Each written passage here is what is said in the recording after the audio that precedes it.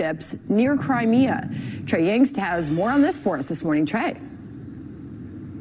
Sandra, the UN Security Council will hold that emergency meeting in just under 2 hours to discuss the latest escalation near the Sea of Azov that did leave 3 Ukrainian vessels captured by Russian forces. The exchange of fire began after a Russian ship rammed a Ukrainian tugboat near the Kerk strait yesterday. Following the incident, the Ukrainian and Russian boats did exchange fire, leaving at least 6 Ukrainian soldiers injured. Additionally, fighter jets and attack helicopters were used by the Russian forces to disable the Ukrainian ships and ultimately capture 23 sailors. Now, those sailors are still in Russian custody, leaving Ukrainian President Petro Poroshenko demanding from Russian leadership their release immediately to try to de-escalate some of the tension that has erupted in the region. Sandra? And Trey, how are the Ukrainian and Russian governments responding today to that military clash from yesterday?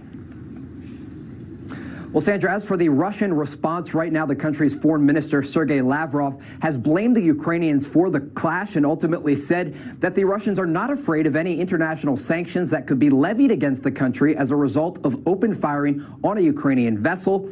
This as the Ukrainian president, Petro Poroshenko, is calling for the introduction of martial law in Ukraine that would increase the country's defense capabilities and allow for postponed elections. The Ukrainian parliament is set to vote on that proposal later today. Now, earlier Monday, Russian state media did warn Ukraine of consequences for Sunday's clash and called their actions an attempt to provoke conflict. Now, Sandra, so far the White House and the State Department have remained silent on this clash. They have not released any statements or comments thus far. The UN Security Council meeting, again, will be happening in just under 2 hours, and we are told by the White House that the president has been briefed on the situation. Sandra? Trey Yingst, thank you. It's a big deal. We got a live picture, too, out of Kiev with the parliament meeting there in Ukraine. Watch this story now. The geography, both land and sea, is a big deal. It's very tight in that part of the world, especially with Russia annexing Crimea.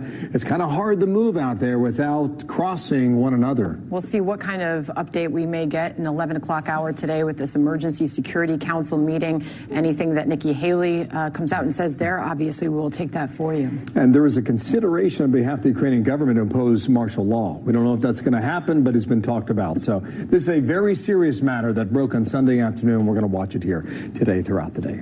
In the meantime, Britain's parliament seizing confidential documents